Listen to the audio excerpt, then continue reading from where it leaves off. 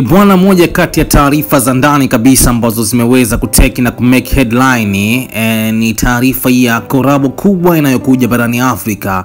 Hii ni mwanadada Zuchu pamoja na Jason Derulo kutoka pale Marekani. Mkali wa muziki Bongo Flava hapa na maanisha official Zuchu kutoka kwenye record label ya Wasafi WCB. Record label yake imeweza kufanya uwekezaji mkubwa na kuweza kufanikisha korabo ambayo itatoka muda si mrefu katika mwaka 2025, huku mwanadada official Zuchu akishirikiana vilivyo kabisa na Jason Derulo.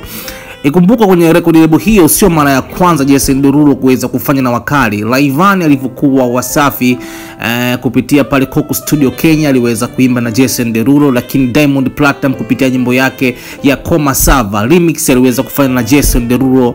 Sasa ni zamu ya official Zuchu ambapo collaboration kubwa zaidi kwa mwaka huu ndani ya Wasafi itakuwa ni Zuchu featuring Jason Derulo. Bana, hii ni moja kati ya vitu vikubwa zaidi. Lakini kwanza kabla sija kusogelezea taarifa hizi kiundani, naomba uweze kusubscribe channel yako hii ya Bongo Complex ili uwe kwanza kupata taarifa zetu pale pindi tu zinapoweza kutoka. Lakini vile vile ukifanya kusubscribe utakuwa umekwisha jiunga na familia kubwa kabisa Bongo Complex na utakuwa wa kwanza kupata notification ili uwe kwanza kupata habari zilizokuwa bora zaidi.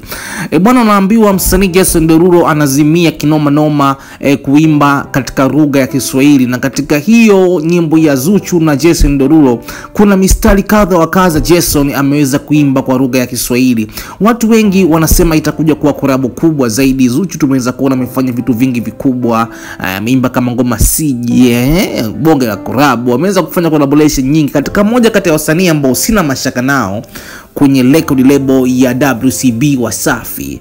Ni official Zuchu. Ikiangaliwa ni mwanamke, anaonyesha jinsi gani ana confidence ya hali ya juu, anajiamini, anajikubali na vitu vingine vingi kama hivyo. Bwana, ikumbukwe penzi la Diamond Platinum na Zuchu limezidi kuwa moto moto. Lakini sasa unaambiwa kuna kuwa na kauzibe hapo kutoka kwa management ya Jason Derulo kwenye budget ya video. Unaambiwa Wasafi wametenga zaidi ya milioni 400 kwenye budget ya video, lakini management ya Jason Derulo yenyewe inadai ili msanii wao aweze kushoot video lazima video budget yake isishuke milioni 650 za Kitanzania. Ndio wana demand hapo itakuwa na quality hiyo. Ndio tunaweza kuona Koma Sava iliweza kushutiwa kwa budget kubwa zaidi, mabala mengi walienda kushoot hivi na hivi ili kuhakikisha mambo yanakaa sawa. Lakini usisahau kusubscribe, kucomment na kushare ili uwe kwanza kupata taarifa zetu mara pale pindi tu zinapoweza kutoka.